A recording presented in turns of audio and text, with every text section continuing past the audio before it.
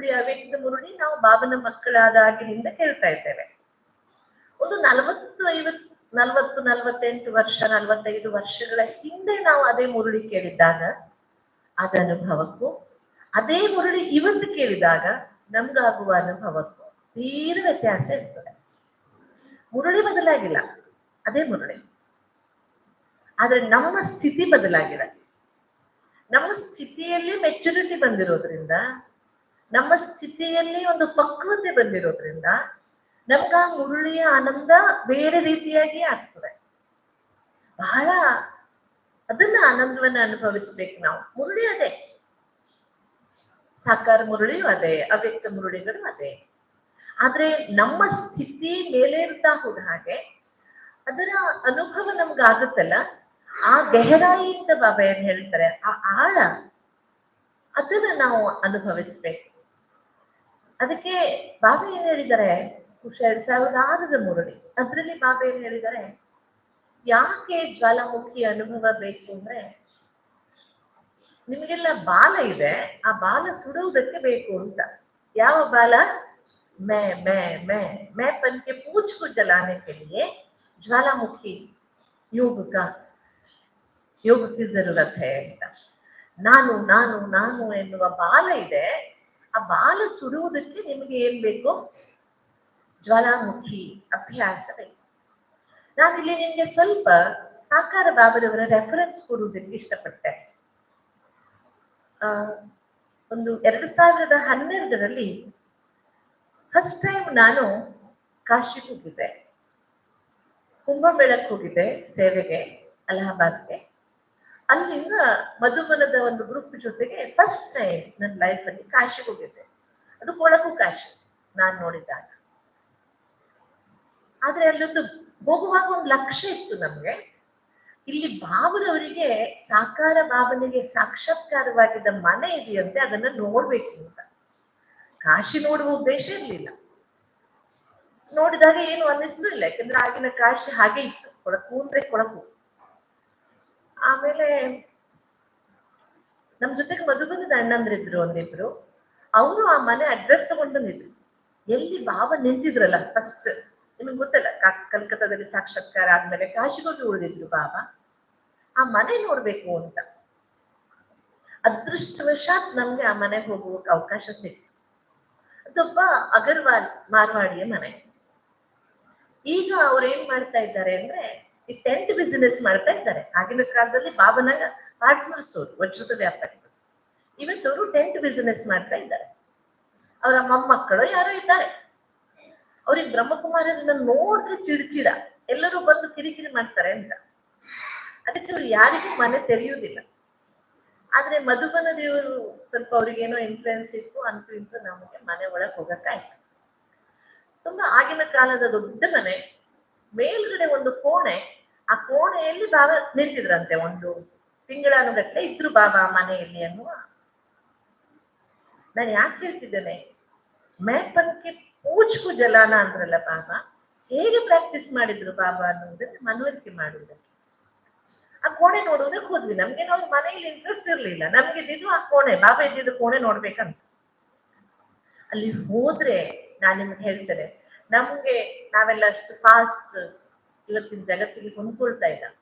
ನಮ್ಮ ಹತ್ರ ಫೋಟೋ ತೆಗಿಬೇಕು ಅಂತ ತಲೆನೂ ಇಲ್ಲ ನಮ್ಗೆ. ಆಗ ಸಣ್ಣ ಮೊಬೈಲ್ ಇತ್ತು ನಮ್ಮಲ್ಲಿ. ನಂಗನ್ನಿಸ್ತೇ ಒಂದು 12-20 ಸೈಜಿನ ಕೋಣೆ, 12-20 ಸೈಜಿನ ಕೋಣೆ, ಎತ್ತರದ ಕೋಣೆ, ಹಳೆ ಕಾಲದ ಮನೆ ಇರ್ತದಲ್ಲ ಆರ್ಸಿಸಿದೆ, ದೊಡ್ಡ ಕೋಣೆ. ಅದರಲ್ಲಿ ಒಂದು ಗೋಡೆಗೆ ಮಾತ್ರ ಪೇಂಟಿಂಗ್ ಮಾಡಿದ್ದಾರೆ, ಉಳಿದು 3 ಗೋಡೆಗಳು ಹಳೆಯ ಗೋಡೆಗಳು ಹಾಗೆ ಇದೆ. ಆ ಮನೆಯ ಹಿರಿಯ ಮನುಷ್ಯ ಒಬ್ಬೊಬ್ಬನ ಏನ್ ಹೇಳಿದ್ರು ಅಂದ್ರೆ, ಆ ಗೋಡೆಗೆ ಪೇಂಟ್ ಮಾಡಿದಾಗ ಆ ಮನೆಗೆ ಏನು ಅನಾಹುತಗಳಾಯ್ತಂತೆ. ಅದಕ್ಕೆ ಯಾರು ಜ್ಯೋತಿಷಿ ಹೇಳಿದ್ರಂತೆ, ಈ ಕೋಣೆ ಪೇಂಟ್ ಮಾಡ್ಬೇಡಿ ನೀವು ಅಂತ. ಅದಕ್ಕೆ ಹಾಗೆ ಬಿಟ್ಟಿದ್ದಾರೆ. ಅದು ನಮ್ಮ ಅದೃಷ್ಟ. ಆ 3 ಗೋಡೆಗಳೇನಿತ್ತಲ್ಲ ಅಲ್ಲಿ, ಉಳಿದ 3 ಗೋಡೆಗಳು ನಿಮ್ಗೆ ಗೊತ್ತಿದೆ, ಬ್ರಹ್ಮಭಾವ ಅಜಾನುಭಾವ. ಅಜಾನುಭಾವ ಅಂದ್ರೆ ಗೊತ್ತಲ್ಲ, ಯಾರ ಕೈ ಮೊಣಕಾಲಿಗೆ ತಾಗುತ್ತೋ ನಿಂತ್ರೆ ಅವರಿಗೆ ಅಜಾನುಭಾವ ಅಂತ ಹೇಳ್ತಾರೆ. ಎಷ್ಟೇ ಎತ್ತರ ಇರ್ಲಿ ಮನುಷ್ಯ, ನಿಂತ್ರೆ ಅವ್ರ ಕೈ ಮೊಣಕಾಲಿಗೆ ತಾಗ್ಬೇಕು, ಅವನಿಗೆ ಅಜಾನುಭಾವ ಅಂತ ಹೇಳ್ತಾರೆ. ಬ್ರಹ್ಮಭಾವರ ವ್ಯಕ್ತಿತ್ವ ಅಂತಹದ್ದು. ಮೊದಲೇ ಎತ್ತರ, ಜೊತೆಗೆ ಕೈಯು ಅಷ್ಟು ಉದ್ದ. ನೋಡಿ ಬಾಬಾ ಗೋಡೆ ನಂಗನ್ಸ್ತದ 14 ಅಡಿ ಗೋಡೆ ಅವು ಎತ್ತೆತ್ತರದು. ಸುಮಾರು ನಂಗನ್ಸಿದೆ ಬಾಬಾ 10 ಅಡಿಯವರೆಗೆ ಬರ್ದಿದ್ದಾರೆ. ಏನಲ್ಲಿ ಬರ್ದಿದ್ದಾರೆ ಗೊತ್ತಾ? ಕಲ್ಲು ಇಡ್ಲಿ ಇರ್ತದಲ್ಲ ಕಪ್ಪು ಇಡ್ಲಿ, ಅದ್ರಲ್ಲಿ ಬರ್ದಿದ್ದಾರೆ ಗೋಡೆ ಮೇಲೆಲ್ಲ.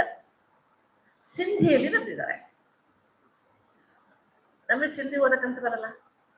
ಅದ್ ನಮ್ ಜೊತೆಗೆ ಮಧುಬಂದಿಂದ 2 ದಿನ ಅಣ್ಣಂದ್ರು ಇದ್ರಲ್ಲ, ಅದ್ರಲ್ಲಿ ಒಬ್ರು ಮುರಳಿ ಡಿಪಾರ್ಟ್ಮೆಂಟ್ ಅವ್ರಿಗೆ ಸಿಂಧಿ ಬರ್ತಿದ್ರು. ಅವರು ಅರ್ಥವನ್ನ ಹೇಳಿದ್ರು. ಏನ್ ಬರ್ದಿದ್ರು? ನಿಮಗೆ ಬಾಬನಿಗೆ ಎಷ್ಟು ಸಂಬಂಧಗಳಿದೆ, ಎಷ್ಟು ಜನರ ಪರಿಚಯ ಇದೆ, ಅವರೆಲ್ಲರ ಹೆಸರು ಬರೆದು ಇವ್ರಾತ್ಮ ಇವ್ರಾತ್ಮ ಇವ್ರಾತ್ಮ, ಜಸೋದಾತ್ಮ, ರಾಮಾತ್ಮ, ನಾರಾಯಣಾತ್ಮ, ಇನ್ನೊಂದಾತ್ಮ, ಮತ್ತೊಂದಾತ್ಮ, ಕಿಶನ್ ಆತ್ಮ, ಬಾಬನೊಬ್ಬರ ಮಗನ ಹೆಸರು ಕಿಶನ್ ಅಂತ, ಅವ್ರೆಲ್ಲರ ಹೆಸರನ್ನ ಬರೆದು ಬರೆದು ಬರೆದು ಇಡೀ ಗೋಡೆ 3 ಕಡೆ ಗೋಡೆ ತುಂಬಿಸಿದ್ದಾರೆ. ನೋಡಿ ಏನ್ ಬರ್ದಿದ್ದಾರೆ ಅದ್ರ ಮೇಲೆ?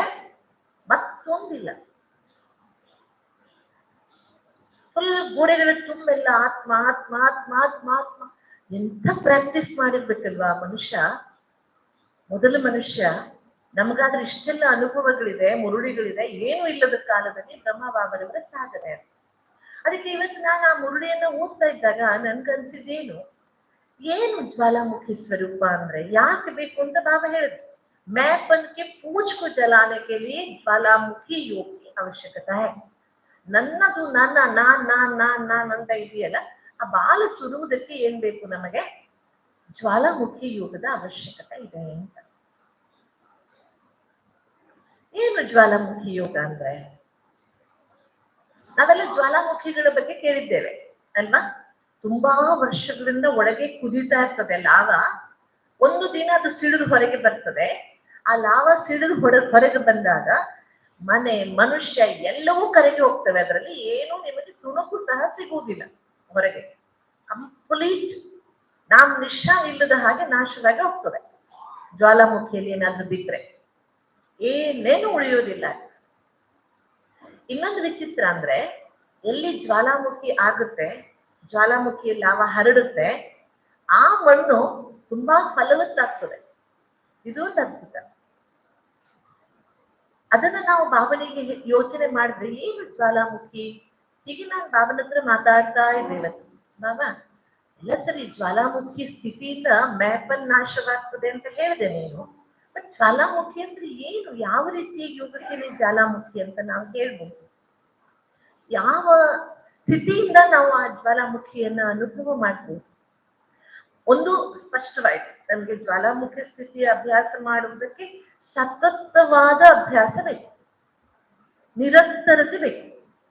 ಆಗ ಮಾತ್ರ ನಾವು ಆ ಸ್ಥಿತಿಯನ್ನು ತಲುಪಬಹುದು. ಬ್ರೇಕ್ ಆಗ್ಬಾರ್ದು ಅದು. ನನ್ಗೆ ಗೀತೆ ಮೇಲೆ ಸ್ವಲ್ಪ ಜಾಸ್ತಿ ಪ್ರೀತಿ ಇರೋದ್ರಿಂದ ಒಂದು ರೆಫರೆನ್ಸ್ ಕೊಡ್ತೇನೆ ಗೀತೆಯನ್ನು. ಯಾಕೆಂದ್ರೆ ಜ್ವಾಲಾಮುಖಿ ಅಭ್ಯಾಸ ಮಾಡುವುದಕ್ಕೆ ನಾನು ಕೆಲವು ಆಗಾಗ ಸಾಕಾರ ಮುರುಳಿಯಲ್ಲಿ, ಮಧ್ಯ ಅವ್ಯಕ್ತ ಮುರುಳಿಯಲ್ಲಿ ಬಾಬಾ ಹೇಳಿದ ಪಾಯಿಂಟ್ಸ್ ಅನ್ನೆಲ್ಲ ನೋಡಿದಾಗ, ಫಸ್ಟ್ ಬಾಬಾ ಹೇಳುವುದು, ಯಾರಿಗೆ ವಿಶ್ವ ಕಲ್ಯಾಣದ ಭಾವನೆ ಇರ್ತದೋ, ವಿಶ್ವ ಕಲ್ಯಾಣ ಎಷ್ಟು ದೊಡ್ಡ ಜಗತ್ತನ್ನ ಬದಲಾಯಿಸಬೇಕು ನಾನು ಈಶ್ವರನ ಜೊತೆಗೆ ಸೇರಿ ಅಂತ ಕಷ್ಟ ಸ್ಥಿತಿಯನ್ನು, ಜ್ವಾಲಾಮುಖಿ ಸ್ಥಿತಿಯನ್ನ ತಲುಪುವುದಕ್ಕೆ ಫಸ್ಟ್ ಬೇಕಾದದ್ದೇನು ಅಂದ್ರೆ, ನಮ್ಮಲ್ಲಿ ವಿಶ್ವ ಕಲ್ಯಾಣದ ಭಾವನೆ ನಿರಂತರವಾಗಿ ಜಾಗೃತವಾಗಿರ್ಬೇಕು, ನಿರಂತರವಾಗಿ. ಆಗ ಮಾತ್ರ ನಾವು ಆ ಜ್ವಾಲಾಮುಖಿ ಸ್ಥಿತಿಯನ್ನು ತಲುಪಬಹುದು. ಎರಡನೇದು ಬಾಬಾ ಏನ್ ರೆಫರೆನ್ಸ್ ಕೊಟ್ಟಿದ್ದಾರೆ ಮುರುಳಿಯಲ್ಲಿ ಅಂದ್ರೆ, ಜ್ವಾಲಾಮುಖಿ ಸ್ಥಿತಿಯ ಅಭ್ಯಾಸ ಮಾಡುವುದಕ್ಕೆ ಸಾಕ್ಷಿ ದೃಷ್ಟ ಆಗ್ಬೇಕು ಅಂತ ಹೇಳಿದ್ದಾರೆ ಬಾಬಾ. ಸಾಕ್ಷಿ ದೃಷ್ಟ. ಈ ಸಾಕ್ಷಿ ದೃಷ್ಟ ಶಬ್ದ ಇದೆಯಲ್ಲ, ನಾವು ಒಂದೊಂದನ್ನೇ ಆಮೇಲೆ ಅನಲೈಸ್ ಮಾಡೋಣ ಬಾಬನ ಮುರುಳಿಯ ಆಧಾರದಿಂದ, ಹೇಗೆ ಅದು ನಮ್ಮನ್ನ ಜ್ವಾಲಾಮುಖಿ ಸ್ಥಿತಿಗೆ ಕರ್ಕೊಂಡು ಹೋಗುತ್ತೆ ಅಂತ. ಈ ಸಾಕ್ಷಿ ದೃಷ್ಟ ಅಂದ್ರೆ ಭಗವದ್ಗೀತೆಯಲ್ಲಿ ಅದನ್ನ ಸ್ಥಿತಪ್ರಜ್ಞಾ ಅಂತ ವರ್ಣನೆ ಮಾಡ್ತಾರೆ. ಬಾಬಾ ಯಾವುದನ್ನ ಸಾಕ್ಷಿ ದೃಷ್ಟ ಅಂತ ಹೇಳ್ತಾರೆ, ಭಗವದ್ಗೀತೆ ಅದನ್ನ ಸ್ಥಿತಪ್ರಜ್ಞಾ ಅಂತ ಹೇಳುತ್ತೆ. ಒಂದ್ ಕಡೆ ಅರ್ಜುನ ಕೇಳ್ತಾನೆ, ಸ್ಥಿತಪ್ರಜ್ಞಸ್ಯ ಕಾ ಭಾಷಾ ಅಂತ. ಸ್ಥಿತಪ್ರಜ್ಞಾ ಅಂದ್ರೆ ಏನು ಅಂತ. ಹೀಗೆ ಭಗವದ್ಗೀತೆಯಲ್ಲೂ ಹೇಗೆ ಮುರುಳಿಯಲ್ಲಿ ಎಲ್ಲಾ ಪಾಯಿಂಟ್ ಒಂದೇ ಕಡೆ ಸಿಗುವುದಿಲ್ವೋ, ಹಾಗೆ ಭಗವದ್ಗೀತೆಯಲ್ಲೂ ಎಲ್ಲವೂ ಒಂದೇ ಕಡೆ ಸಿಗುವುದಿಲ್ಲ. ಈ ಸ್ಥಿತಪ್ರಜ್ಞ ಸ್ಥಿತಿಯ ಅಭ್ಯಾಸ ಮಾಡುವುದಕ್ಕೆ ಒಂದು 4 ಪಾಯಿಂಟ್ ಬರುತ್ತೆ ಗೀತೆ. ಸಂತುಷ್ಟ, ಸತತಂ ಯೋಗಿ ಯಥಾತ್ಮ ದೃಢ ನಿಶ್ಚಯ. ನಾವು ಅದು ಭಕ್ತರಿಗೆ ಇರುವುದು ಅಂದ್ಕೊಳ್ಳದೆ ಸ್ವಲ್ಪ ಅದರ ಆಳವನ್ನ ಅರಿವು ಮಾಡಿದ್ರೆ ಈ 4 ಪಾಯಿಂಟ್ ಇಟ್ಕೊಳ್ಳಿ. ಸಾಕ್ಷಿ ದೃಷ್ಟ ಅಥವಾ ಸ್ಥಿತ ಪ್ರಜ್ಞ, ಈ ಸ್ಥಿತಿಯನ್ನು ಅಭ್ಯಾಸ ಮಾಡುವುದಕ್ಕೆ 4 ಪಾಯಿಂಟ್ ಹೇಳಿದ್ದಾರೆ ಬಾಬಾ ಭಗವದ್ಗೀತೆ. ಸಂತುಷ್ಟ, ಸತತಂ ಯೋಗಿ, ಯಥಾತ್ಮ, ದೃಢ ನಿಶ್ಚಯ.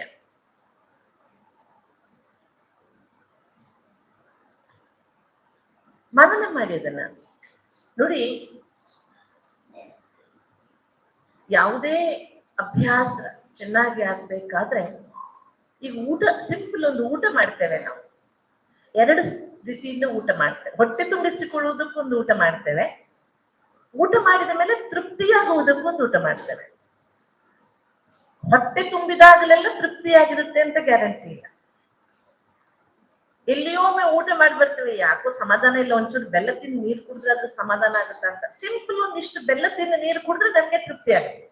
ಅರ್ಥ ಆಯ್ತಲ್ಲ ನಿಮ್ಗೆ? ಊಟ ಕೇವಲ ಹೊಟ್ಟೆ ತುಂಬಿಸಲ್ಲ, ನಮ್ಗೆ ತೃಪ್ತಿಯನ್ನು ಕೊಡ್ಬೇಕು. ಹಾಗೆ ಯೋಗ ಸಂತುಷ್ಟತೆಯನ್ನು ಕೊಡ್ಬೇಕು ನಮ್ಗೆ. ಸಾಕ್ಷಿ ದೃಷ್ಟ ಬಹಳ ಸುಂದರವಾದ ಎಕ್ಸ್ಪ್ಲನೇಷನ್ ಬಾಬನೇ ಈ ಸಾಕ್ಷಿ ದೃಷ್ಟ. ತೀರಾ ಒಣ ಸ್ಥಿತಿಯೂ ಅಲ್ಲ ಸಾಕ್ಷಿ ದೃಷ್ಟ. ಎಲ್ಲವನ್ನ ನೋಡ್ತಿದೀವಿ, ಆನಂದಿಸ್ತಿದೀವಿ, ಆದ್ರೆ ನಾವು ಅದರಿಂದ ನಿರ್ಲಿಪ್ತರಾಗಿದ್ದೀವಿ. ಅದಕ್ಕೆ 4 ಪಾಯಿಂಟ್ಸ್ಗಳು. ಸಂತುಷ್ಟತೆ ಬೇಕು, ಸತತಂ ಯೋಗಿ, ನಿರಂತರತೆ ಬೇಕು ಯೋಗದಲ್ಲಿ. ಯಥಾತ್ಮ, ಯಥಾತ್ಮ ಅಂದ್ರೆ ಪುನಃ ಪುನಃ ಪ್ರಯತ್ನ ಮಾಡ್ಬೇಕು, ಒಂದೇ ದಿನಕ್ಕೆ ಸಿಗೋದಿಲ್ಲ. ಹಿಂದಿಯಲ್ಲಿ ಒಂದು ಮಾತು ಹೇಳ್ತಾರೆ, ಕೋಶಿಶ್ ಕರ್ನೆ ವಾಲೋಂ ಕಿ ಕಭಿ ಹಾರ್ ನಹೀ ಹೋತೆ. ಪ್ರಯತ್ನ ಮಾಡುವವರಿಗೆ ಎಂದು ಸೋಲಾಗುವುದಿಲ್ಲ ಅಂತ. ಮರಳಿ ಯತ್ನವ ಮಾಡು, ಮರಳಿ ಯತ್ನವ ಮಾಡು. ನಾನು ಇದನ್ನ ತುಂಬಾ ಸಲ ಕೇಳಿದ್ದೇನೆ. ಎಲ್ಲಿವರೆಗೆ ಪ್ರಯತ್ನ ಮಾಡ್ಬೇಕು ಅಂದ್ರೆ ಉದ್ದೇಶ ತಲುಪುವವರೆಗೆ ಪ್ರಯತ್ನ ಮಾಡ್ತಾನೆ ಇರ್ಬೇಕು. ಅದಕ್ಕೆ ಬೇಕಾದದ್ದೇನು ಅಂದ್ರೆ ದೃಢ ನಿಶ್ಚಯ. ಕೇವಲ ನಿಶ್ಚಯ ಸಾಕಾಗೋದಿಲ್ಲ, ಏನ್ ಬೇಕದ್ರಲ್ಲಿ? ದೃಢವಾದ ನಿಶ್ಚಯ ಬೇಕು, ದೃಢವಾದ ನಿಶ್ಚಯ. ಅದಕ್ಕೆ ಬಾಬಾ ನಮ್ಗೆ ಅಂಗದನ ಉದಾಹರಣೆ ಕೊಡ್ತಾರೆ. ಎಷ್ಟು ಗಟ್ಟಿ ನಿಶ್ಚಯ ಬೇಕು ನಮಗೆ ಅಂದ್ರೆ, ಎಂತಹ ಪರಿಸ್ಥಿತಿಯು ನಮ್ಮನ್ನ ಅಲುಗಾಡಿಸಬಾರ್ದು. ಕೆಲವೊಂದ್ಸಲ ಈ ಅಂಗದನ ಸ್ಥಿತಿಯನ್ನ ನಾವು ವಿಪರೀತವಾಗಿ ತಗೊಳ್ತೇವೆ. 10 ವರ್ಷದಿಂದ ಎಲ್ಲಿದ್ದೇವೋ ಅಲ್ಲೇ ಇದ್ದೇವೆ ನಾವು, ಹಿಂದೆಯೂ ಹೋಗಿಲ್ಲ ಮುಂದೆಯೂ ಹೋಗಿಲ್ಲ. ನಾವು ಗಟ್ಟಿಯಾಗೇ ಇದ್ದೇವೆ, ನಿಂತಲ್ಲೇ ನಿಂತಿದ್ದೇವೆ, ಮುಂದೆ ಇಲ್ಲ ಹಿಂದೆ ಇಲ್ಲ. ಅದು ಅಂಗದ ಅಲ್ಲ ಅಲ್ವಾ? ಈ 4 ಪಾಯಿಂಟ್ ಅನ್ನು ಇಟ್ಕೊಡಿ, ಚಿಂತನೆ ಮಾಡಿ ಹೇಗೆ ಸ್ಥಿತಿಗೆ ಪೂರಕ ಅಂತ. ಅದ್ರ ಜೊತೆಗೆ ಜ್ವಾಲಾಮುಖಿ ಸ್ಥಿತಿಗೆ ಬೇಕಾದ ಇಂಪಾರ್ಟೆಂಟ್ ಕೆಲವು ವಿಷಯಗಳನ್ನ ನಾವು ಬಾಬರವರ ಮುರುಳಿಗಳಿಂದ ಚಿಂತನೆ ಮಾಡ್ತಾ ಮುಂದೆ ಬಾಬಾ ಹೇಳ್ತಾರೆ, ವಿಶ್ವ ಕಲ್ಯಾಣದ ಭಾವನೆ, ಸಾಕ್ಷಿ ದೃಷ್ಟ, ಬೇಹದ್ದಿನ ವೈರಾಗ್ಯದ ಭಾವನೆ ಇರ್ಬೇಕು. ನೆನ್ನೆ ಮುರುಳನ್ನು ಬಾಬಾ ಹೇಳಿದರೆ, ನೀವು ಸಾಮಾನ್ಯ ಹದ್ದಿನ ಸನ್ಯಾಸಿಗಳಲ್ಲ, ನೀವು ಬೇಹದ್ದಿನ ಸನ್ಯಾಸಿಗಳು. ಈ ಜಗತ್ತಿನಿಂದ ನಿಮಗೆ ಯಾವುದೇ ವ್ಯಾಮೋಹವಿಲ್ಲ. ನಮ್ಮ ಈಶ್ವರೀಯ ಜ್ಞಾನದ ಅನುಭವದ ಆಧಾರವೇ ನಷ್ಟ ಮೋಹ, ಉದ್ದೇಶವೇ ಅದು ನಮ್ದು. ಇದಕ್ಕೆ ಮುಂದುವರೆದು ಬಾಬಾ ಏನ್ ಹೇಳ್ತಾರೆ ಅಂದ್ರೆ, ಜ್ವಾಲಾಮುಖಿ ಸ್ಥಿತಿಯ ಅಭ್ಯಾಸ ಮಾಡುವುದಕ್ಕೆ ಇನ್ನೊಂದು ಸ್ಥಿತಿ ಬೇಕು, ಅದು ವಿಘ್ನ ವಿನಾಶಕ ಸ್ಥಿತಿ ಅಂತ ಹೇಳ್ತಾರೆ ಬಾಬಾ. ವಿಘ್ನ ವಿನಾಶಕ ಸ್ಥಿತಿ. ಈ ಶಬ್ದಗಳಿದೆಯಲ್ಲ ಬಾಬನದು, ಬಹಳ ಅಪರೂಪದ ಶಬ್ದಗಳು, ಅನುಭವಾತ್ಮಕ ಶಬ್ದಗಳು. ಹಾಗಾದ್ರೆ ವಿಘ್ನ ವಿನಾಶಕ ಜೊತೆಗೆ ಏನಿರ್ಬೇಕು ಅಂತ ಹೇಳ್ತಾರೆ ಬಾಬಾ ಅಂದ್ರೆ, ದಯಾ ಹೃದಯಿಯಾಗಿರ್ಬೇಕು ಅಂತ ಹೇಳ್ತಾರೆ ಬಾಬಾ. ದಯಾ ಹೃದಯಿಯಾಗಿರ್ಬೇಕು. ಒಂದಕ್ಕೊಂದು ಲಿಂಕ್ ಮಾಡ್ತಾ ಹೋದ್ರೆ ತುಂಬಾ ಆನಂದ ಸಿಗ್ತಾ ಹೋಗ್ತದೆ ಅದರಲ್ಲಿ ನಮ್ಗೆ.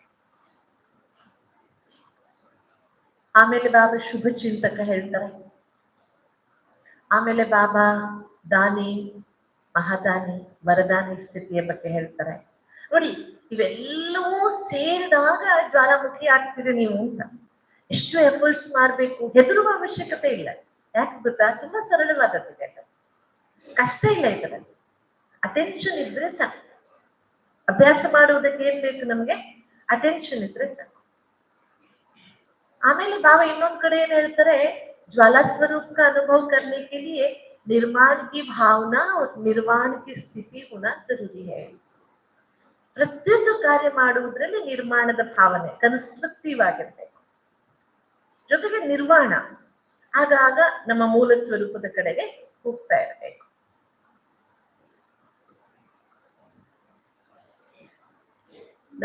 ನಾನು ಹೀಗೆ ಯೋಚನೆ ಮಾಡ್ತಿದ್ದೆ, ಜ್ವಾಲಾಮುಖಿ ಅಂದ್ರೆ ತುಂಬಾ ಸೀರಿಯಸ್ ಅಲ್ವಾ? ಇಲ್ಲ, ಬಾಬಾ ನೀವು ಜ್ವಾಲಾಮುಖಿ ಆಗ್ಬೇಕು ಅಂದ್ರೆ ಖುಷ್ನುಮಾ ಸ್ಥಿತಿ ಇರ್ಬೇಕು ಅಂತ ಹೇಳಿದಾರೆ ಬಾಬಾ. ಎಂತ ಸ್ಥಿತಿ ಇರ್ಬೇಕು? ತುಂಬಾ ಒಳಗಿನಿಂದ ಆಹ್ಲಾದದ ಖುಷಿಯ ಅನುಭವ ಮಾಡ್ತಾ ಇರ್ಬೇಕು. ಆಗ ನೀವು ಆ ಸ್ಥಿತಿಯನ್ನು ತಲುಪೋದಕ್ಕೆ ಸಾಧ್ಯ. ಇವು ಕೆಲವೊಮ್ಮೆ ಏನಿಸ್ತದೆ ನೋಡುವಾಗ ಒಂದಕ್ಕೊಂದು ವಿಪರೀತವಾದ ಸ್ಥಿತಿಗಳಲ್ಲ ಅಂತ ಅನ್ನಿಸ್ತದೆ. ಇಲ್ಲ, ಬಾಬಾ ಹೇಳುವ ಯಾವ ಸ್ಥಿತಿಯು ಎಲ್ಲವೂ ಒಂದಕ್ಕೊಂದು ಪೂರಕವೇ ವಿನಃ ವಿಪರೀತ ಅಲ್ಲ, ವಿರುದ್ಧವೂ ಅಲ್ಲ. ಆದ್ರಿಂದ ಈಗ ಫಸ್ಟ್ ನಾವು ಒಂದು ಸ್ಪಷ್ಟತೆಯನ್ನು ಇಟ್ಕೊಳ್ಳೋಣ. ಜ್ವಾಲಾಮುಖಿ ಯೋಗ ಅಂದ್ರೆ ನಿರಂತರವಾದ ಯೋಗ. ನಿರಂತರವಾದ ಯೋಗ ಅಂದ್ರೆ ಸಾಮಾನ್ಯವಾಗಿ ಶುರುವಾಗಿ ಶಕ್ತಿಶಾಲಿ ಆಗ್ತಾ ಆಗ್ತಾ ಏಕಾಗ್ರತೆ ಬಂದು ಆ ಸ್ಥಿತಿಯಲ್ಲಿ ನಾವು ನಿಲ್ಲುವುದು ಕೆಲವು ಕ್ಷಣ. ಅದಕ್ಕೆ ತಿರುಗಾಡುವ ನಡೆದಾಡುವ ಸ್ಥಿತಿಯೂ ಪೂರಕ, ನಿದ್ರಾ ಯೋಗವೂ ಪೂರಕ, ಊಟ ಮಾಡುವಾಗಿನ ಸ್ಥಿತಿಯೂ ಪೂರಕ. ಒಟ್ಟಾರೆ ನಮ್ಮ ದಿನಚರಿ ನಮ್ಮನ್ನ ಜ್ವಾಲಾಮುಖಿ ಆಗುವುದಕ್ಕೆ ಪ್ರೇರಣೆಯನ್ನ ಕೊಡುತ್ತೆ. ಇದಕ್ಕೆ ನಾನು ನಿಮ್ಗೆ ಕೆಲವು ಹಳೆಯ ಆತ್ಮಗಳು, ನೀವೆಲ್ಲ ದೀದಿ ಮನಮೋಹಿನಿಯವರನ್ನ ನೋಡಿದ್ದೀರಿ. ನಮ್ಮ ಯಜ್ಞದ ದಾದಿ ದೀದಿ ಅಂತ ಫೇಮಸ್ ಆಗಿದ್ದಂತಹ ಜೋಡಿ. ನಾವೆಲ್ಲ ಬಂದಾಗ ನಮಗೆ ಯಜ್ಞದಲ್ಲಿ ಆದರ್ಶಪ್ರಾಯರಾದವರು ದೀದಿ ಮನಮೋಹಿನಿ. ಅವರ ಕೊನೆಯ 6 ತಿಂಗಳುಗಳ ಸ್ಥಿತಿಯನ್ನು ನೀವು ಗಮನಿಸಿದ್ರೆ ಅವರ ಸ್ಥಿತಿ ಎಷ್ಟು ಶಕ್ತಿಶಾಲಿಯಾಗಿತ್ತು. ಇಲ್ಲಿಗೆ ನಾವು ಅದನ್ನ ರೆಫರೆನ್ಸ್ ತಗೊಳ್ಳೋಣ. ನಾವು ಯಾವಾಗ್ಲೂ ಹೇಳ್ತಾರೆ, ನಾವು ತಂದೆಯನ್ನೇ ಫಾಲೋ ಮಾಡ್ಬೇಕು, ಶಿವಬಾಬನನ್ನೇ ಫಾಲೋ ಮಾಡ್ಬೇಕು, ಆದ್ರೆ ಪೂರ್ವಜರಿಂದ ಕಲಿಬೇಕು. ನಾವು ಪೂರ್ವಜರಿಂದ ಕಲಿತಾ ಹೋದಾಗ ಆ ಸ್ಥಿತಿಯನ್ನ ತಲುಪುವುದು ನಮ್ಗೆ ಬಹಳ ಸುಲಭವಾಗುತ್ತೆ. ಇದು ಸುಮಾರು 1983ರ ಸಮಾಚಾರ ನಾನು ನಿಮ್ ಮುಂದೆ ಹೇಳ್ತಾ ಇದ್ದೀನಿ. ದೀದಿ 83 ಜುಲೈನಲ್ಲಿ ದೇಹತ್ಯಾಗ ಮಾಡಿದ್ರು. ಆದ್ರೆ ಆ ವರ್ಷ ಜನವರಿಯಲ್ಲಿ ಇನಾಗ್ರೇಷನ್ ಆಯ್ತು ಓಂ ಶಾಂತಿ ಭವನ. 83ರಲ್ಲಿ ಇನಾಗ್ರೇಷನ್ ಆಯ್ತು. ಆ ಸಂದರ್ಭದಲ್ಲಿ ಒಂದು ಹೊಸ ಹಾಡು ಬಂದಿತ್ತು ಬಾಬನದ್ದು. आदि अंत का मंत्र यही है, सबको यही सुनाना है कि अब घर जाना है. ಕೇಳಿದಿರಲ್ವ ಎಲ್ಲರೂ? ಬಹಳ ಸುಂದರವಾದ ಗೀತೆ, ಬಹಳ ಪ್ರೇರಣಾದಾಯಿಯಾದ ಗೀತೆ. ಆದಿ अंत का मंत्र यही है, सबको यही सुनाना है कि अब घर जाना है. ಬಡಿ ದೀದಿ ಅಂತ ಕರಿತಿದ್ವಿ ನಾವು ಮನಮೋಹಿನಿ ದೀದಿ. ದೀದಿ ಅಷ್ಟಾಗಿ ಕ್ಲಾಸ್ ಎಲ್ಲ ಮಾಡುವವರಲ್ಲ, ಮಿಲನ ಮಾಡ್ತಿದ್ರು. ದೀದಿ ಎಲ್ಲರನ್ನ ಭೇಟಿ ಆಗ್ತಿದ್ರು, ಸಣ್ಣ ಸಣ್ಣದ ಕ್ಲಾಸ್ ಮಾಡ್ತಿದ್ರು. ಆ ಕೊನೆಯ ದಿನಗಳಲ್ಲಿ ದೀದಿಯವ್ರದ್ದು ಒಂದೇ ಮಂತ್ರ, ಅಬ್ ಘರ್ ಜಾನಾ ಹೈ. ಯಾವುದು ಮಂತ್ರ? ಅಬ್ ಘರ್ ಜಾನಾ ಹೈ. ಆ ಸ್ಥಿತಿ ಎಷ್ಟು ಉಳಿದು ಒಂದ್ ರೀತಿ, ಏನ್ ಹೇಳ್ತೀರಿ ನೀವು ಅದಕ್ಕೆ? ಗುಂಗು ಅಲ್ವಾ? ಈ ತಿಂಗಳ ವ್ಯಕ್ತ ಇಶಾರೆಯಲ್ಲಿ ಇದೆ, ಗುಂಗು ಹಿಡಿದು ಬಿಡ್ಬೇಕು ನಿಮ್ಗೆ. ನಾನು ಕರ್ಮಾತೀತ ಆಗ್ಬೇಕು ಅಂತ ಗುಂಗು ಅಂತ ಹೇಳ್ತಾರಲ್ಲ, ಒಂದೇ ಗುಂಗು. ದೀದಿಗೂ ಅದೊಂದು ಗುಂಗು ಹಿಡಿದು ಬಿಟ್ಟಿತ್ತು. ಆ ಗುಂಗು ಯಾಕೆಂದ್ರೆ ಅವ್ರದ್ದು ಅಂತಿಮ ದಿನಗಳು ಸಮೀಪಿಸಿತ್ತು. 6 ತಿಂಗಳವರ ಆ ಸ್ಥಿತಿ ಇದೆಯಲ್ಲ, ಯಾರು ಹತ್ತಿರದಿಂದ ನೋಡಿದ್ದೇವೆ, ಅದು ನಿಜಕ್ಕೂ ಆಶ್ಚರ್ಯದ ರೀತಿಯಲ್ಲಿ ದೀದಿ ತಮ್ಮನ್ನ ತಯಾರು ಮಾಡ್ಕೊಂಡಿದ್ರು. ಅಬ್ ಘರ್ ಜಾನಾ ಹೈ ಸಖಿಯಾ ಬೋಲೋ, ಅಬ್ ಘರ್ ಜಾನಾ ಹೈ. ಯಾರು ಕ್ಲಾಸ್ ಮಾಡ್ತಿದ್ರು ಅವ್ರದ್ದು ಒಂದೇ ಶಬ್ದ ಇರ್ತಿತ್ತು, ಏನಂತ? ಅಬ್ ಘರ್ ಜಾನಾ ಹೈ. ಆ ಒಂದು ಧೂನ್ ಲಗ್ಗಯಾತ, ಧೂನ್, ಅಬ್ ಘರ್ ಜಾನಾ ಹೈ. ಹಾಗೆ ನಮಗೂ ಯಾಕೆ ನಾವು ಇವರಿಂದ ಪ್ರೇರಿತರಾಗಬೇಕು ಅಂದ್ರೆ, ಯಜ್ಞದ ಜವಾಬ್ದಾರಿಯುತ ಸ್ಥಾನದಲ್ಲಿತ್ತು, ದೊಡ್ಡ ಹುದ್ದೆ ಇತ್ತು, ಜನ್ಮತಃ ಒಬ್ಬ ರಾಣಿಯ ಮಗಳು ಅವರು. ಅವೆಲ್ಲ ಪಕ್ಕಕ್ಕೆ ಇಟ್ಕೊಂಡು ತನ್ನ ಲಕ್ಷ್ಯದಲ್ಲಿ ಎಷ್ಟು ಚಂದ ಕಾನ್ಸಂಟ್ರೇಟ್ ಮಾಡ್ಕೊಂಡಿದ್ರು ಅವರು ಅಂದ್ರೆ ಆಶ್ಚರ್ಯವಾಗ್ತದೆ. ತಿರುಗಾಡ್ತಾ ನಡೆದಾಡ್ತಾ ಮಾತಾಡಿಸಿದ್ರು ಯಾರನ್ನಾದ್ರೂ, ಬೆಹನ್ ನಮ್ಗೆಲ್ಲ ಅವರು ಮುಟ್ಟಿ ಲಾಲ್ ಹೀಗೆ ಮಾತನಾಡಿಸ್ತಿದ್ರು ಸಣ್ಣ ಅಕ್ಕಂದ್ರನ್ನ. ಲಾಲ್ ಅಬ್ ಘರ್ ಜಾನಾ ಹೈ ಹೇಳುವುದೇನು? ಪ್ರತಿಯೊಬ್ಬರನ್ನ ಒಬ್ಬ ಮಾತಿಗೆ ಕಂಡ್ರೆ ಅವರಿಗೂ ಅದನ್ನೇ ಹೇಳು, ಯಾರಿಗೋ ಅಬ್ ಘರ್ ಜಾನಾ. ಹೇಗೆ ಅದೇ ಒಂದು ಗುಂಗಾಗಿ ಬಿಟ್ಟಿತ್ತು ಅವರಿಗೆ. ಈಗ ನಾವು ಬಾಬನ ಮಕ್ಕಳಾಗಿದ್ದೇವೆ, ಕೆಲವೊಮ್ಮೆ ಆಕ್ಸಿಡೆಂಟಲ್ ಬಾಬನ ಮಕ್ಕಳಾಗಿದ್ದೇವೆ, ಅಚಾನಕ್ ಆಗಿದ್ದೇವೆ, ಅದೃಷ್ಟವಶಾತ್ ಆಗಿದ್ದೇವೆ, ಇಲ್ಲ ಬಾಬಾ ಹುಡುಕೊಂಡು ಬಂದಿದ್ದಾರೆ ಅಂತೂ ನಾವು ಬಾಬನ ಮಕ್ಕಳಾಗಿದ್ದೇವೆ, ಆಗಿದ್ದೀವಲ್ಲ. ಈಗ ನಮ್ಗೆ ಈ ಬಾಬನ ಮಕ್ಕಳಾದ ಮೇಲೆ ನಮ್ಮ ಜೀವನದಲ್ಲಿ ದಿನ ಸ್ಪಷ್ಟತೆ ಯಾವುದು ಬೇಕಪ್ಪ? ನೋಡಿ, ನಾವು ಬಾಬನ ಮಕ್ಕಳಾದ ಮೇಲೆ ನಮ್ಮ ಮನಸ್ಸಿನ ಎಷ್ಟೋ ಗೊಂದಲಗಳು ದೂರ ಆಗಿದೆ. ಈ ಜ್ಞಾನ ದಿನನಿತ್ಯದ ನಮ್ಮ ಅನೇಕ ಗೊಂದಲಗಳನ್ನ ಪರಿಹರಿಸ್ತಾ ಇದೆ. ವ್ಯಾವಹಾರಿಕ ಇರ್ಬೋದು, ಸಾಂಸಾರಿಕ ಇರ್ಬೋದು, ಸಾಮಾಜಿಕ ಇರ್ಬೋದು, ವ್ಯಕ್ತಿಗತ ಇರ್ಬೋದು, ಎಲ್ಲ ಸಮಸ್ಯೆಗಳಿಗೆ ಪರಿಹಾರ ಸಿಗ್ತಾ ಇರ್ತದೆ ನಮ್ಗೆ. ಯಾಕಂದ್ರೆ ನಮ್ಗೆ ಜ್ಞಾನದ ಸ್ಪಷ್ಟತೆ ಇದೆ. ಅಂಡರ್ಲೈನ್, ಜ್ಞಾನದ್ದೇನಿದೆ? ಸ್ಪಷ್ಟತೆ ಇದೆ. ಹಾಗೆ ನನ್ನ ಬಾಬರವರ ಈ ಸಂಬಂಧದ ಸ್ಪಷ್ಟತೆಯೂ ಸಹ ಅವಶ್ಯಕ. ಆ ಸ್ಪಷ್ಟತೆ ನಮ್ಮಲ್ಲಿದ್ದಾಗ ಯಾಕೆ ನಾನು ಬಾಬನ ಜೊತೆಗಿದ್ದೇನೆ, ಬಾಬಾ ಯಾಕೆ ನನ್ನ ಜೊತೆಗಿದ್ದಾರೆ, ಅಲ್ಟಿಮೇಟ್ಲಿ ನಾವು ಉತ್ತರ ಏನು ಕೊಡ್ತೇವೆ? ಇದು ಡ್ರಾಮಾದಲ್ಲಿ ನಾನಿದ್ದೇವೆ. ಈಗ ಒಂದು ಪ್ರಶ್ನೆ ದೀದಿಯವ್ರದ್ದೇ ತಗೊಳ್ಳೋಣ. ಅಬ್ಬ ಘರ ಜಾನ ಹೇ, ಎಲ್ರಿಗೂ ಮನೆಗೆ ಹೋಗ್ಬೇಕಲ್ಲ, ಹೋಗ್ಬೇಕಾ ಇಲ್ವಾ? ಯಾಕೆ ಮನೆಗೆ ಹೋಗ್ಬೇಕು ನಾವು? ಯಾಕೆ ಮನೆಗೆ ಹೋಗ್ಬೇಕು? ಉತ್ತರ ಹೇಳಿ ನೋಡೋಣ. ಯಾಕೆ ಮನೆಗೆ ಹೋಗ್ಬೇಕು? ಹೇಳಿ ಹೇಳಿ, ನಿಮ್ಗೆ ಏನ್ ತೋಚುತ್ತೆ ಹೇಳ್ಬೋದು. ಸರಿ ತಪ್ಪು ಏನೂ ಇಲ್ಲ, ಎಲ್ಲರೂ ಜ್ಞಾನಿಗಳೇ, ಎಲ್ಲ ಉತ್ತರಗಳು ನಿಮ್ಮ ಅನುಭವಾತ್ಮಕವಾಗಿ ಇರುತ್ತೆ. ಬಟ್ ಹೇಳ್ಬೇಕು, ಯಾಕೆ ಮನೆಗೆ ಹೋಗ್ಬೇಕು? ನಾನು ಪಾಠ ಮುಗಿತವಂತೋದಕ್ಕೆ ಮನೆಗೆ ಹೋಗ್ಬೇಕು, ರೈಟ್. ಮತ್ತೆ ಪ್ರಾರಬ್ಧ ಅನುಭವಿಸಕ್ಕೆ ಈಗ ಹೋಗ್ಬೇಕು ಮನೆಗೆ. ಅಚ್ಚಾ, ಮತ್ತೆ ಸಾಕಾಗಿದೆ, ಅಚ್ಚಾ, ಪಾಠ ಮಾಡಿ ಸುಸ್ತಾಗಿದೆ, ಅಲ್ಲಿ ಹೋಗಿ ವಿಶ್ರಾಂತಿ ತಗೊಂಡು ವಾಪಸ್ ಬಂದು ಮತ್ತೆ ಪಾತ್ರ ಮಾಡ್ಬೇಕು, ರೈಟ್. ಮತ್ತೆ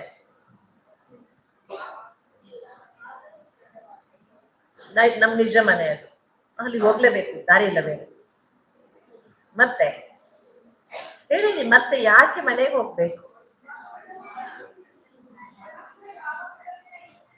ಬಾಬಾ ಬಿಡಲ್ಲ ಹೋಗ್ತಿದ್ದೆ. ಮತ್ತೆ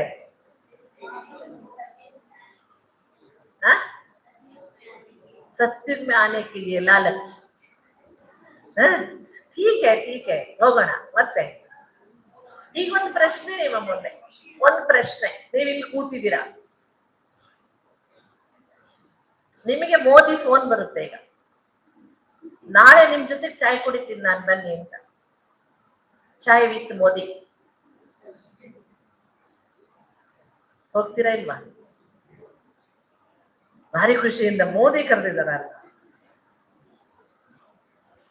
ಇದೇ ಉತ್ತರ. ಅಬ್ ಘರ್ ಕ್ಯೂ ಜಾನಾ ಹೇ, ನೀವ್ ಹೇಳಿದ್ದೆಲ್ಲವೂ ಜ್ಞಾನಾತ್ಮಕವಾದ ಉತ್ತರ, ತಪ್ಪೇ ಇಲ್ಲ. ಆದ್ರೆ ಭಾವನಾತ್ಮಕವಾದ ಉತ್ತರ ಯಾವ್ದು ಗೊತ್ತಾ? ಕರೆದಿದ್ಯಾರು ನಮ್ಮನ್ನ ಮನೆಗೆ ಬಾ ಅಂತ? ಕರ್ಕೊಂಡೋಗಕ್ ಬಂದವನು ಯಾರು ನಮ್ಮನ್ನ ಮನೆಗೆ?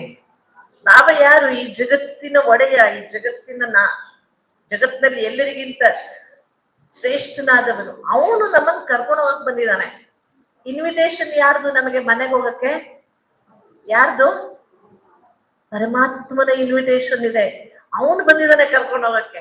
ಅದಕ್ಕೆ ನೋ ಬಹಾನ, ನಥಿಂಗ್, ನೋ ಸೆಕೆಂಡ್ ಥಾಟ್. ಯಾಕೆ ಹೋಗ್ತಿದೀವಿ ನಾವು ಮನೆಗೆ? ಇದೆಲ್ಲವೂ ಸರಿ, ಡ್ರಾಮಾ ಮುಗಿತಿದೆ, ರೆಸ್ಟ್ ತಗೋಬೇಕು, ಮನೆಗೆ ಹೋಗ್ಬೇಕು, ಮನೆಗೆ ಹೋಗ್ತಿದ್ರೆ ಸತ್ಯುಗ ಬರಲ್ಲ, ಮನೆಯಿಂದ ಅಗಲಿದ್ದೀವಿ, ಎಲ್ಲವೂ ಜ್ಞಾನದಿಂದ ತಪ್ಪುತ್ರ ಅಲ್ಲ.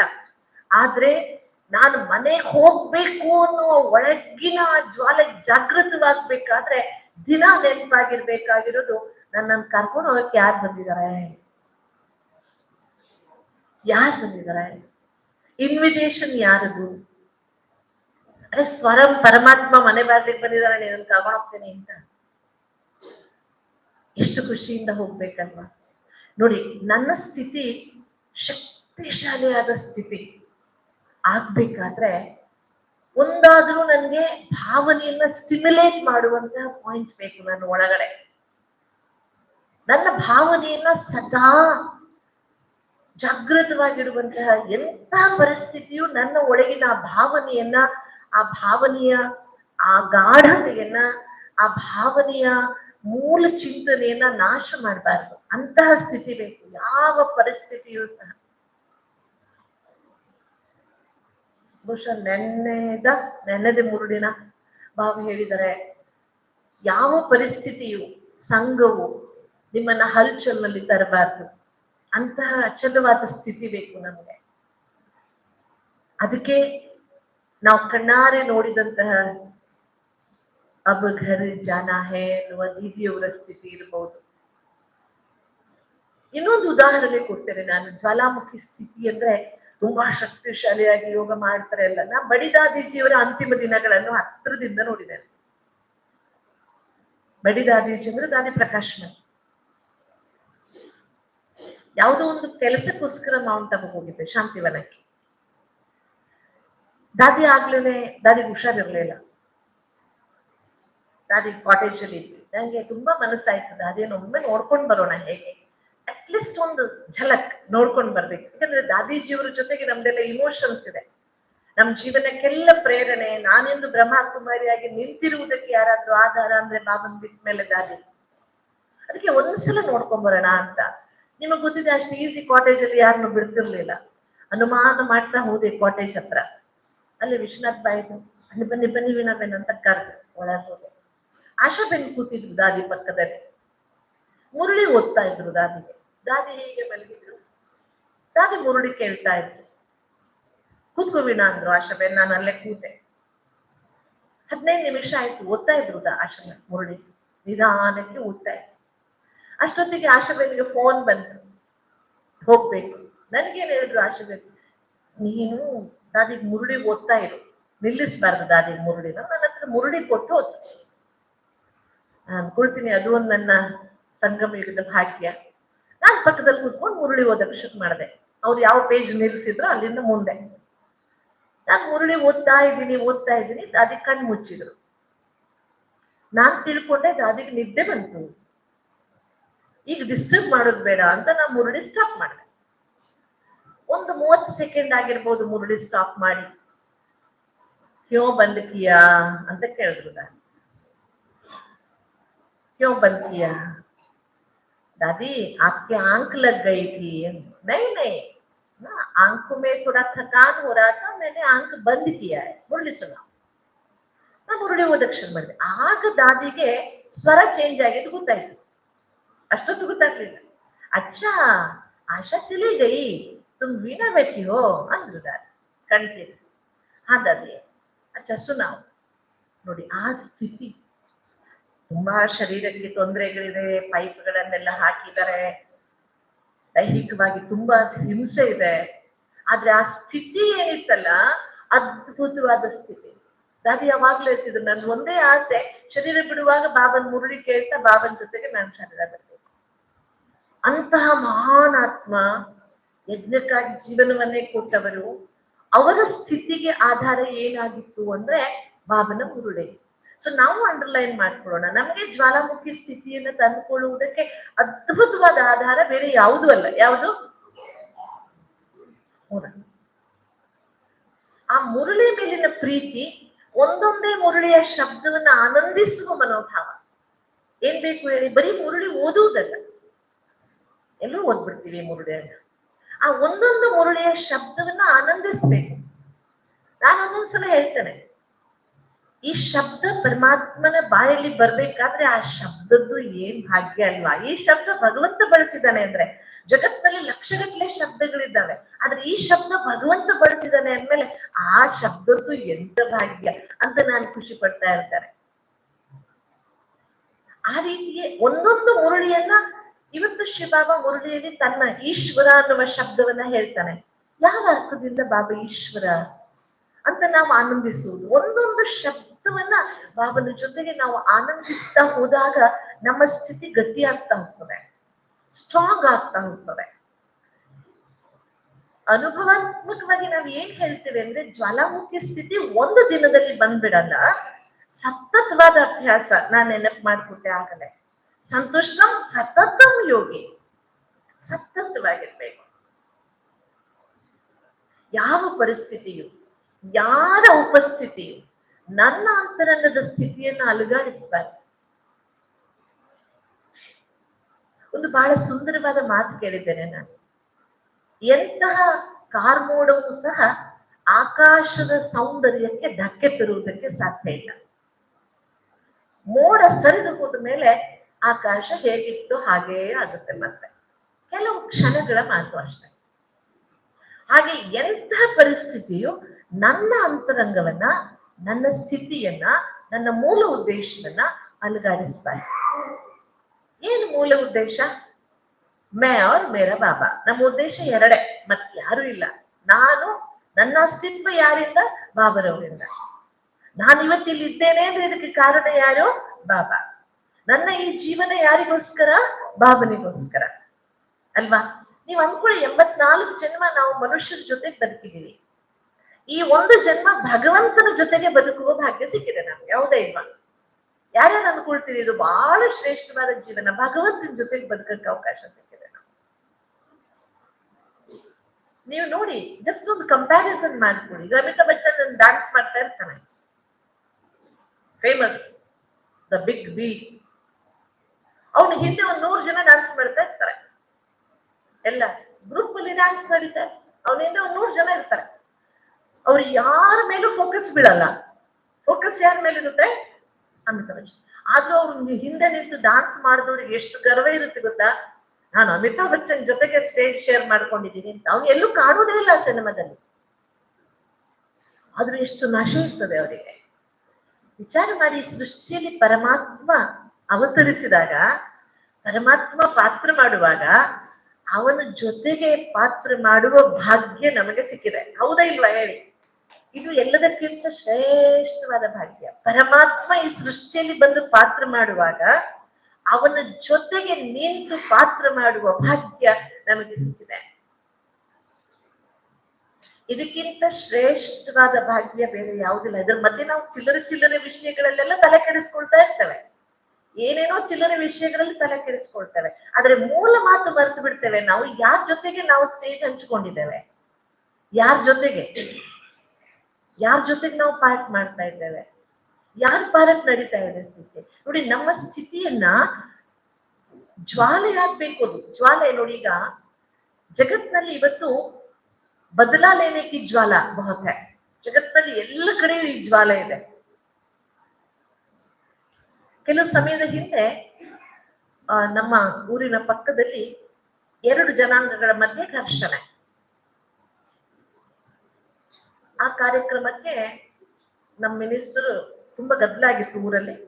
ನಮ್ಮನ್ನು ಕರ್ಕೊಂಡು ಹೋಗಿದ್ರು, ನೀವು ಒಂದು ಭಾಷಣ ಮಾಡಿ ಸದ್ಭಾವನೆಯ ಬಗ್ಗೆ ಅಂತ. ಒಂದು ಮುಂದುವರಿದ ಜನಾಂಗ, ಇನ್ನೊಂದು ಹಿಂದುಳಿದ ಜನಾಂಗ. ಹಿಂದುಳಿದ ಜನಾಂಗದವ್ರು ಏನು ಉದ್ರೇಕಕ್ಕಾಗಿ ಭಾಷಣ ಮಾಡ್ತಿದ್ದಾರೆ. ನಮ್ಮನ್ನ ಇಷ್ಟು ವರ್ಷಗಳಿಂದ ಶೋಷಣೆ ಮಾಡಿದ್ದಾರೆ ಈ ಬ್ರಾಹ್ಮಣರು, ಹಾಗೆ ಹೀಗೆ ಅಂತ. ನಾನ್ ಭಾಷಣ ಮಾಡಬೇಕು. ಅದ್ ನಾನು ಅವ್ರಿಗೆ ಹೇಳಿದೆ, ನನ್ನ ಜೀವನದಲ್ಲಿ ಒಂದು 50 ವರ್ಷದ ಜೀವನದಲ್ಲಿ ನಾವು ಎಲ್ಲರ ಜೊತೆಗೆ ಸಮಾನವಾಗಿ ಇದ್ದೇವೆ. ನಮ್ಗೆ ಆ ಜಾತಿ ಈ ಜಾತಿ ಕಲಿಸ್ಲಿಲ್ಲ, ಮನೆಯಲ್ಲೂ ಕಲಿಸ್ಲಿಲ್ಲ, ಶಾಲೆಯಲ್ಲೂ ಕಲಿಸ್ಲಿಲ್ಲ. ಎಲ್ಲರ ಜೊತೆಗೆ ನಾವು ಒಟ್ಟಿಗೆ ಕೂತಿದ್ದೇವೆ. ಹಿಂದಿನ ಜನರೇಷನ್ ನಲ್ಲಿ ಎಲ್ಲಿಯೋ ಆಗಿತ್ತು ಅನ್ನೋದನ್ನ ತಗೊಂಡು ಇವತ್ತು ಯಾಕೆ ನಾವು ಆ ಭಾವನೆಗಳನ್ನ ಉದ್ರೇಕ ಮಾಡ್ಕೋಬೇಕು? ಇವತ್ತು ನಾವೆಲ್ಲರನ್ನ ಸಮಾನವಾಗಿ ನೋಡೋಣ. ಅವತ್ತು ನಡೆದಿದ್ದಕ್ಕೆ ಯಾರೋ ನಮ್ಮ ಅಜ್ಜನಿಗೆ ಅನ್ಯಾಯವಾಗಿತ್ತು ಅಂತ ನಾನು ಯಾಕೆ ಕೊಡ್ಲಿ ಎತ್ಕೊಂಡು ಹೋಗ್ಬೇಕು ಅಲ್ವಾ? ಇವತ್ತು ನಾವು ಹೊಂದಿ ಬಾಳೋಣ. ನೋಡಿ, ಅವರಲ್ಲಿ ಆ ಉದ್ರೇಕದ ಭಾವನೆ ಏನು, ಜ್ವಾಲಾತ್ಮಕವಾಗಿ ಪ್ರತೀಕಾರದ ಭಾವನೆ ಅವತ್ತು ಆ ಸ್ಟೇಜ್ ಮೇಲೆ ಕೂತಾಗ ನನ್ಗೆ ಅನ್ನಿಸ್ತು, ವಿರುದ್ಧವಾದ ಭಾವನೆಗಳಲ್ಲಿ ಎಂತ ಶಕ್ತಿ ಇದೆ, ಅದೇ ಸರಿಯಾದ ಭಾವನೆಗಳಲ್ಲಿ ಇಂಥ ಶಕ್ತಿ ಬಂದ್ಬಿಟ್ರೆ ಎಷ್ಟು ಬೇಗ ಪರಿವರ್ತನೆ ಆಗ್ಬೋದಲ್ವಾ? ಯಾರು ತರ್ಬೇಕು ಅದನ್ನ? ಎಲ್ಲಿಂದ ತರ್ಬೇಕು ಅಲ್ವಾ? ಅದಕ್ಕೆ ಈ ಭಾವನೆ ಅಳಿಸೋದಕ್ಕೆ ಬಿಡ್ಬಾರ್ದು. ನೋಡಿ, ಈ ಭಾವನಾತ್ಮಕವಾದ ಅತಿ ಸುಂದರವಾದ ಭಗವಂತ ನನ್ನನ್ನು ಆರಿಸ್ಕೊಂಡಿದ್ದಾನೆ. ನನ್ನನ್ನು ಯಾರು ಆರಿಸ್ಕೊಂಡಿದ್ದಾರೆ? ನನ್ನನ್ನ, ನಿಮ್ಮನ್ನ. ನೀವು ನಡ್ಕೊಂಡು ಬಂದಿದ್ರು ಬಾಬನ ಮನೆಗೆ, ಬಾಬಾ ನಿಮ್ಮನ್ನ ಆರಿಸ್ಕೊಂಡಿದ್ದಾರೆ. ಎಷ್ಟೊಂದ್ರೆ ಖುಷಿ ಇದೆ, ನಮ್ಮನ್ನ ಬಾಬಾ ಆರಿಸ್ಕೊಂಡಿದ್ದಾರೆ. ನಂಗೆ ನೆನಪಾಗ್ತದೆ, ಬಡಿ ದಾದಿಜಿ ಅವ್ರದ್ದು ಒಂದು ಕ್ಲಾಸ್, ಭಾರಿ ಚಂದ ಕ್ಲಾಸ್. ದಾದಿ ಏನ್ ಹೇಳ್ತಿದ್ರು ಗೊತ್ತಾ? जब भगवान इस दुनिया की ओर देख रहा था भगवान इस दुनिया की ओर देख रहा था, तो भगवान की नजर मेरे ऊपर पड़ी, उसने मुझे बुलाया, तब मेरी भी नजर भगवान पर पड़ी, उसने मुझे बुलाया तो मैं आ गई, उसने मुझे पहचाना, मैंने उसको पहचाना, और बड़ी बात क्या है पता है, उसने मुझे अपना लिया। ದಾದಿ ಹೇಳುವಾಗ ದಾದಿ ಕಣ್ಣಲ್ಲಿ ಇಂಥ ಖುಷಿ ಇರ್ತಿತ್ತು, ಇಂಥ ಖುಷಿ ಇರ್ತಿತ್ತು. ಆ ಖುಷಿ ನೆನಪು ಮಾಡ್ಕೊಳ್ಳಿ. ಭಗವಂತ ಈ ಕಡೆಗೆ ನೋಡಿದ, ಈ ಜಗತ್ತಿಗೆ ನೋಡಿದಾಗ ಅವನ ದೃಷ್ಟಿ ನನ್ನ ಮೇಲೆ ಬಿತ್ತು. ಅವನು ನನ್ನ ಮೇಲೆ ದೃಷ್ಟಿ ಬಿತ್ತು, ನಾನು ಅವನನ್ನ ನೋಡ್ದೆ. ಅವನ್ ಮಾತಗಂದ, ನಾನ್ ಬಂದೆ. ಅವನು ನನ್ನನ್ನು ಗುರುತಿಸಿದ, ನೀನು ಕಲ್ಪಪೂರ್ವದ ಆತ್ಮ ಅಂತ. ನಾನು ಒಪ್ಕೊಂಡೆ, ಗುರುತಿಸ್ಬಿಟ್ಟೆ. ಅಷ್ಟೇ ಅಲ್ಲ, ಅವನು ನನ್ನ ಹಿಡ್ಕೊಂಡ್ಬಿಟ್ಟ. ಅಪನಯ. ದಾದಿ ಅದನ್ನು ಹೇಳುವಾಗ ಗದ್ಗದಿತರಾಗ್ತಿದ್ರು. ಆ ಮಾತನ್ನು ಹೇಳುವಾಗ ನಮ್ಗೆ ಆ ಖುಷಿ ಇದೆಯಾ, ಅಥವಾ ಯಾಕರ ಬಂದ್ವಪ್ಪ, ಬಂದು ಸಿಕ್ಕಾಕೊಂಡ್ಬಿಟ್ವಿ, ಎಂತ ಭಾವನೆ ಇದೆ ನಮ್ಗೆ? ಎಂತ ಭಾವನೆ ಇದೆ? ಯಾರ್ಯಾರಿಗೆ ಖುಷಿ ಇದೆ ಬಾಬಾ ನಮ್ಮನ್ನ ಆರಿಸ್ಕೊಂಡಿದ್ದಾರೆ ಅಂತ? ಶಾಶ್ವತವಾಗಿರ್ಬೇಕು ಆ ಖುಷಿ, ಹೆಚ್ಚದಲ್ಲೇ ಇರ್ಬೇಕು. ಹರಿ ಪೂರಿ ದುನಿಯಾ ಮೇ सब घायल थे, लेकिन दृष्टि मेरे ऊपर पड़ी भगवान की. वाह मेरा भाग्य, ಎಂತ ಅದ್ಭುತ. ಇದನ್ನ ದಿನ ನೆನಪು ಮಾಡ್ಕೊಡಿ. ದಿನ ನಾ ಏನ್ ಮಾಡ್ತೀನಿ ಗೊತ್ತಾ, ಸಣ್ಣ ಸಣ್ಣ ಪುರುಷಾರ್ಥ. ನನ್ನ ಪುರುಷಾರ್ಥ ದುಡ್ದಿರೋದು ಸಣ್ಣ ಸಣ್ಣ ಪುರುಷ. ದಿನ ರಾತ್ರಿ ಮಲಗುವಾಗ ಭಗವಂತನಿಗೆ ಒಂದು ಥ್ಯಾಂಕ್ಸ್ ಹೇಳ್ತೀನಿ. ಅಪ್ಪ, ಇವತ್ತು ಒಂದಿನ ನಿನ್ ಜೊತೆ ಬದುಕಕ್ಕೆ ಅವಕಾಶ ಸಿಕ್ತು, ಥ್ಯಾಂಕ್ಸ್ ಅಂತ. ನಾಳೆ ಹೇಳ್ತೀನಿ ಎಲ್ಲೋ ಗೊತ್ತಿಲ್ವಲ್ಲ, ಮತ್ತೆ ಯಾರಿಗೆ ಗೊತ್ತಿದೆ. ಮತ್ತೆ ಅಮೃತ ಬೆಳೆ ಎದ್ವಾ, ಎದ್ದ ತಕ್ಷಣ ಹೇಳ್ತೀನಿ, ಬಾಬಾ ಇನ್ನೊಂದ್ ದಿನ ಕೊಟ್ಟಿದೀಯಾ ನಿನ್ ಜೊತೆ ಬದುಕೋದಿಕ್ಕೆ, ಥ್ಯಾಂಕ್ ಯು. ಬಹಳ ಮುಂದಿನ ಯೋಚನೆ ಮಾಡಲ್ಲ, ಇವತ್ತಿನ ಸಿಕ್ಕಿದೆಯಲ್ಲ ಥ್ಯಾಂಕ್ ಯು, ನಾಳೆ ನೋಡ್ಕೊಂಡ ಯಾರಿಗೆ ದಿನ. ಅದಕ್ಕೆ ಬಹಳ ಸುಂದರವಾಗಿ ಜಗದೀಶ್ ಭಾಯಿಜಿ ಒಂದ್ ಮಾತು, ಅರೆ ಸಂಗಮ್ ಯುಗ ಮೇ ಜೀನಾ ಸಿಖೋ ಅಂತಿದ್ರು ಜಗದೀಶ್ ಭಾಯಿ. ಸಂಗಮ್ ಯುಗ ಮೇ ಜೀನಾ ಸಿಖೋ, ಇಲ್ಲಿ ಬದುಕುವುದನ್ನ ಕಲಿ.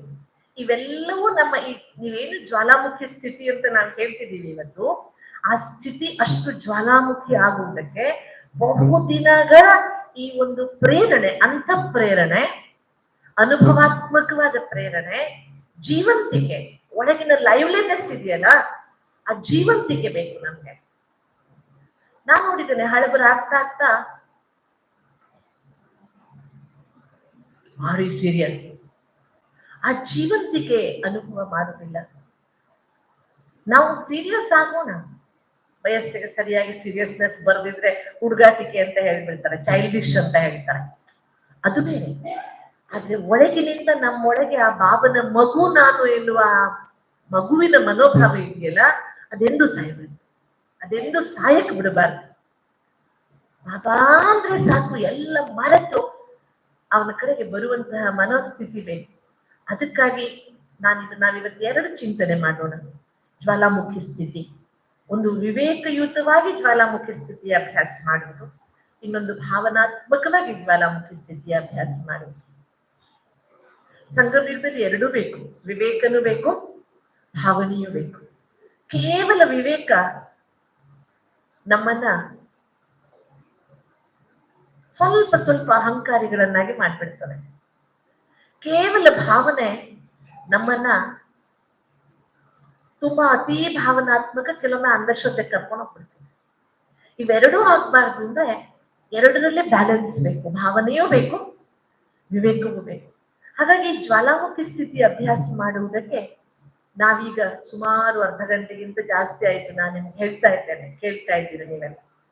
ಈಗ ಒಂದು 5-10 ನಿಮಿಷ ನಾವು ಅಂತರ್ಮುಖತೆ ಗುಹೆಯಲ್ಲಿ ಹೋಗೋಣ, ನಮ್ಮನ್ನು ನಾವು ಅನಲೈಸ್ ಮಾಡ್ಕೊಳ್ಳೋಣ. ಜ್ವಾಲಾಮುಖಿ ಸ್ಥಿತಿಯ ಬಾಬಾ ಹೇಳಿರುವ ಹಾಗೆ मैपन के पूछ को जलाने के लिए ज्वालामुखी योग की आवश्यकता है. ಇದರಲ್ಲಿ ನಾವೊಂದು ಏನ್ ಚಿಂತನೆ ಮಾಡ್ಬೇಕಾಗಿರೋದು ಅಂದ್ರೆ, ಈ ಮೇ ಅನ್ನುವುದು ಕೊನೆ ತನಕ ಇರುತ್ತೆ, ಇದು ಹೋಗೋದಿಲ್ಲ. ಆದ್ರೆ ಮೇ ಅನ್ನುವುದು ಅಹಂಕಾರಕ್ಕೆ ಬದಲಾಗಿ ಆತ್ಮಿಕ ಭಾವವಾಗಿ ಬದಲಾಗುತ್ತೆ ಅಷ್ಟೇ, ಇದ್ದೇ ಇರುತ್ತೆ. ಅದು ನಾನು ಆತ್ಮ ಅನ್ನುವ ಅನುಭವ ಉಳಿಯುತ್ತೆ ಕೊನೆಗೆ. ನಾನು ಆತ್ಮ ಅಂತ ಅಂದಾಗ ನಾನು ಎಂತಹ ಆತ್ಮ ಅಂತ ಮತ್ತೆ ಅನಲೈಸ್ ಮಾಡ್ತಾ ಹೋಗ್ತೇವೆ ನಾವು ನಮ್ಮನ್ನ, ಅಲ್ವಾ? ಅದಕ್ಕೆ ಈಗ ನಾವು ಸ್ವಲ್ಪ ಸಿಂಪಲ್ ಪುರುಷಾರ್ಥ, ರಾಜಯೋಗದ ಮೊದಲನೇ ಆಧಾರ ಅಪ್ನೇಕೋ ಆತ್ಮ ಸಮಜೋ ಮುಜೆ ಯಾದ್ ಕರೋ. ರಾಜಯೋಗ ಅಂದ್ರೇನು? ಬಾಬರವರ ಭಾಷೆಯಲ್ಲಿ ತುಂಬಾ ದೊಡ್ಡ ಶಬ್ದ ಇಲ್ಲ, ಅಪ್ನೇಕೋ ಆತ್ಮ ಸಮಜೋ और मुझे याद करो. ಈಗ ನಾವು ಫಸ್ಟ್ ಆ ಅಭ್ಯಾಸವನ್ನ ಮಾಡೋಣ. ಒಂದು 10 ನಿಮಿಷಗಳ ಕಾಲ ನಮ್ಮನ್ನು ನಾವು ಆತ್ಮ ಅನ್ನುವ ಅಭ್ಯಾಸ, ಆ ಆತ್ಮಕ್ಕೆ ನೀವು ಜೋಡಿಸ್ತಾ ಹೋಗಿ. ಶಿವಬಾಬನಿಗೆ ಪ್ರಿಯವಾದ ಆತ್ಮ, ಭಾಗ್ಯಶಾಲಿಯ ಆತ್ಮ ನಾನು, ಪರಮಾತ್ಮ ಆರಿಸಿಕೊಂಡಿರೋ ಆತ್ಮ ನಾನು, ಪ್ರಭು ಪ್ರಿಯ ಆತ್ಮ ನಾನು, ಭಗವಂತನ ಜೊತೆಗೆ ಪಾತ್ರ ಮಾಡ್ತಿರೋ ಆತ್ಮ ನಾನು. ಆದ್ರೆ ಆತ್ಮ ಎನ್ನುವುದು ನೆನಪಿರ್ಬೇಕು.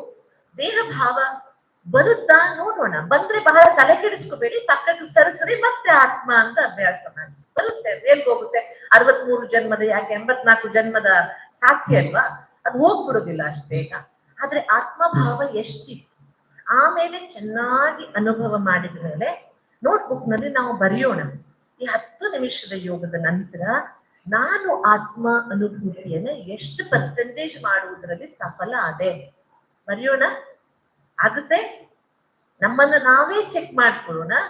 ನೆನ್ಪಿಟ್ಕೊಳ್ಳಿ, ಜ್ವಾಲಾಮುಖಿ ಸ್ಥಿತಿ, ಶಕ್ತಿಶಾಲಿಯಾದ ನೆನಪಿನ ಅಭ್ಯಾಸ ಮಾಡುವುದಕ್ಕೆ ಬೇಸಿಕ್ ಯಾವುದು ಅಂದ್ರೆ, ಉದ್ದೇಶ ಯಾವುದು ಅಂದ್ರೆ, मैं पन के पूंछ को जलाना. मैं पन के पूंछ को जलाने के लिए इस मैं को बदलना होगा. ಏನ್ ಮಾಡ್ಬೇಕು? ಈ मैं ಅನ್ನ ಬದಲಾಯಿಸ್ಬೇಕು. ಹೌದಾ? ಬದಲಾಯಿಸ್ಬೇಕು. ಬದಲಾಯಿಸುವುದು ಹೇಗೆ ಅಂದ್ರೆ ಸಂಪೂರ್ಣವಾಗಿ, ಹೇಗೆ ಮಣ್ಣು ಸುಟ್ರೆ ತನ್ನ ಗುಣ ಎಲ್ಲ ಕಳ್ಕೊಂಡ್ಬಿಡುತ್ತೆ. ಹೌದಾ ಇಲ್ವಾ ಹೇಳಿ? ಸಿಂಪಲ್ ಮಣ್ಣು ನಿಮ್ಗೆ ಹಾಕಿದ್ರೆ ಧೂಳಾಗುತ್ತೆ ಮೈ, ಕಲಸಿ ಹಾಕಿದ್ರೆ ಮಣ್ಣು ಕೊಳಕಾಗುತ್ತೆ ಮೈ. ಅದೇ ಮಣ್ಣನ್ನ ಕಲಸಿ ಗಟ್ಟಿ ಮಾಡಿ ಬಟ್ಟೆಯಲ್ಲಿ ಹಾಕಿ ಒಣಗಿಸಿ ನಿಮಗೆ ಬಡದ್ರೆ ತಲೆ ಹೊಡೆದೋಗುತ್ತೆ. ಅರ್ಥ? ಮಣ್ಣಿನ ರೂಪಾಂತರ. ಹಾಗೆ ನಾನು ಆತ್ಮ, ನಾನು ಅನ್ನುವುದಂತೂ ಇದ್ದೇ ಇದೆ. ಸೃಷ್ಟಿ ನಾಟಕದ ಪ್ರಾರಂಭದಿಂದ ಕೊನೆಯ ತನಕ ಇರುವ ಶಬ್ದವೇ. ಅದನ್ನ ನಾವು ರೂಪಾಂತರ ಮಾಡ್ತಿದ್ದೀವಿ. ಯಾರ ಸಂಘದಿಂದ ರೂಪಾಂತರ ಮಾಡ್ತಿದ್ದೀವಿ? ಸಿಂಪಲ್. ಯಾರ ಸಂಘದಿಂದ? ಶಿವಬಾಬರವರ ಸಂಘದಿಂದ. ಸರಿಯಾ? ಅದಕ್ಕೆ ಈಗ ಟ್ರಾಫಿಕ್ ಕಂಟ್ರೋಲ್ ಜೊತೆಗೆ 10 ನಿಮಿಷ ಗಾಢವಾದ ಅನುಭವ, ಅಂತರ್ಮುಖತೆಯ ಗುಹೆಯಲ್ಲಿ ಹೋಗೋಣ. ನಾನು ಆತ್ಮ ಎನ್ನುವುದನ್ನ ಪಕ್ಕಾ ಅಭ್ಯಾಸ ಮಾಡೋಣ.